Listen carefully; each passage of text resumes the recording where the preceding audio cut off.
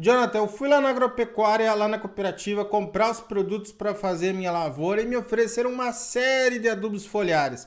Será que compensa utilizar esses produtos? Será que realmente vai trazer resultado lá para minha lavoura? Essa é uma dúvida bastante frequente que a gente recebe aqui na nossa consultoria, então nós decidimos gravar essa aula para esclarecer um pouco mais sobre a utilização de adubos foliares.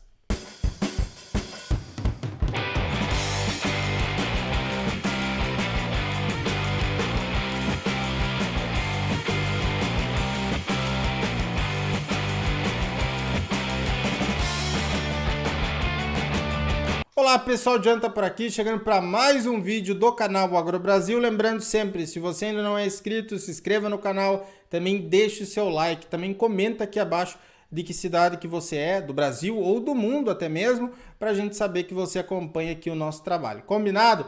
Vamos lá então. Primeiro de tudo eu gostaria de falar que eu estou vendo crescer uma lógica incorreta com relação à utilização de fertilizantes foliares. Qual que é essa lógica? Da substituição de uma parte ou totalmente dos adubos de solo. Porque o produtor vê que o adubo está caro, está R$300 um saco de cloreto, às vezes até mais, e daí olha outro, que é um adubo foliar, lá o litro, está R$80, R$100, e fala, esse aqui está indicando 2 litros por hectare, eu vou fazer essa substituição que vai dar boa. E aí o produtor acaba perdendo dinheiro, porque a lavoura dele não consegue se desenvolver bem, e aí ele tem um problemão nas mãos. Então é o seguinte, pessoal. Primeiro de tudo, a gente tem que esclarecer. A adubação foliar não substitui a adubação de solo. Uma coisa é a adubação de solo e outra coisa é a adubação foliar. Vocês estão vendo essa figura aqui, ó? Muito importante para a gente entender algumas coisas.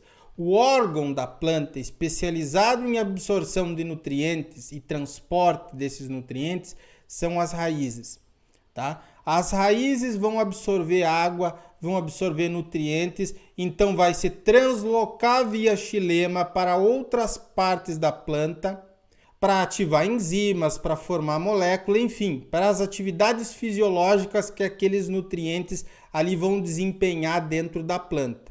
Quando a gente faz adubação via foliar, pode ser interessante? Pode. Pelo quê? Existem alguns nutrientes, principalmente micronutrientes, que têm uma baixa mobilidade no solo. Quando nós temos culturas de uma extração muito alta, uma produtividade muito alta, eu posso ter micronutrientes faltando naquela lavoura, naquelas plantas. E eu posso fazer uma suplementação via foliar. Mas veja aqui que regiões de crescimento, não vão ser beneficiadas pelos nutrientes que eu coloquei via foliar. E outra coisa, pessoal, a planta está mais verde não representa um incremento de produtividade. Se eu pegar aqui um pulverizador e colocar 2% de ureia dentro desse tanque e pulverizar numa pastagem, o que vai acontecer com o meu pasto? Vai ficar verdinho. Mas aquele meu pasto vai produzir mais do que aquele outro que eu não coloquei nada de fertilizante foliar? Não vai, provavelmente. Porque a quantidade de nitrogênio que eu estou colocando via foliar, com 2% de solução de ureia, é muito baixo para representar incremento de produção. Então tome muito cuidado com aquelas fotos antes e depois. Antes uma pastagem, uma lavoura assim feia e depois uma lavoura mais verde. Aquilo não necessariamente indica um incremento de produção, tá? E aí o produtor tem que ficar atento com isso também para não acabar sendo iludido. Então a adubação foliar é uma prática ilusória? Tem muita gente que acha que sim. Em muitos casos realmente é uma prática ilusória, mas nós não achamos isso, tá? A adubação foliar ela pode sim ser muito benéfica em alguns casos e trazer um incremento de produtividade para o produtor rural. Culturas de alta produção, por exemplo, um híbrido de tomate produz 100 toneladas por hectare, ou um híbrido de milho, vão extrair muitos nutrientes do solo. E aí eu posso utilizar a adubação foliar como uma forma de complementar principalmente micronutrientes. Então eu fiz tudo certinho, fiz uma boa correção de solo, utilizei adubos bons na base, fiz adubação de cobertura, eu posso, em alguns casos, utilizar a adubação foliar. Mas ela não pode ser uma prática que sempre eu vou utilizar em todos os casos, não é bem assim. Inclusive o Dirceu Gassen, alguns de vocês já conhecem, ele já é falecido, um engenheiro agrônomo, difusor de conhecimento também, ele falava isso. A adubação foliar ela é muito mais pontual do que uma prática que eu vou estar fazendo todos os anos na lavoura. Muito mais pontual mesmo, tá? A adubação foliar, nesse caso, ela serve muito bem para complementar micronutrientes, como é o caso do zinco, do boro, do manganês, do molibdênio e do ferro. Principalmente, pessoal, zinco e boro. Geralmente, quando a gente tem problemas com micronutrientes, né, deficiência lá, é com zinco e com boro. Esses dois elementos aqui eu acabo tendo um bom resultado quando eu faço, em alguns casos, ali uma adubação foliar, tá? Então, isso daí é muito importante saber. Quando que a adubação foliar, então, vale a pena, Jonathan? Áreas de alta fertilidade para reposição de micronutrientes. Como eu falei, fiz a adubação correta, nas doses corretas, seguindo um cronograma correto de adubação. Aí eu posso, em alguns casos, em culturas que têm uma alta extração, fazer uma complementação via foliar. O caso do tomate, por exemplo. Aqui, quando a gente faz uma recomendação de adubação para a cultura do tomate na nossa consultoria, a gente faz lá correção de solo, utilizar tal calcário, tanto tempo antes de plantar, depois no momento do plantio, utilizar tal adubo à base de fósforo, nitrogênio, potássio, faz todo o cronograma e indica lá. Se encontrar um adubo foliar à base de zinco e de boro, principalmente quando esses elementos estão baixos lá no meu solo, ou eu tenha também uma matéria orgânica baixa, é interessante no momento do florescimento fazer uma complementação com zinco e com boro. Então, esse é um caso que vale a pena sim. Culturas de alta extração de nutrientes, né? Culturas extremamente produtivas, é um ajuste fino de produção que a gente vai fazendo quando faz adubação via foliar. Quando determinados nutrientes em um cultivo respondem em produtividade ou em qualidade. A adubação foliar também pode ser com esse intuito, tá? É o caso do cobre aqui. O cobre, o hidróxido de cobre, o oxicloreto de cobre também, eles são produtos fungicidas, eficientes fungicidas para várias culturas agrícolas. Eu estou fazendo a pulverização dele, né? Estou complementando o cobre ali e também tem ação antifúngica, que é muito interessante. O caso do nitrogênio, ele pode ser utilizado em alguns produtos para recuperação de estresse, seja de granizo, seja também de um período de seca, o nitrogênio pode ser utilizado com esse intuito. Então, 4 dicas fundamentais aqui para o produtor rural. Fazer a análise de solo. Com a análise de solo, eu sei a real situação daquela área e eu posso montar, então, o melhor plano de adubação. Se tiver um pH baixo, eu vou corrigir esse pH, né? Vou utilizar um determinado calcário que vai trazer o melhor resultado.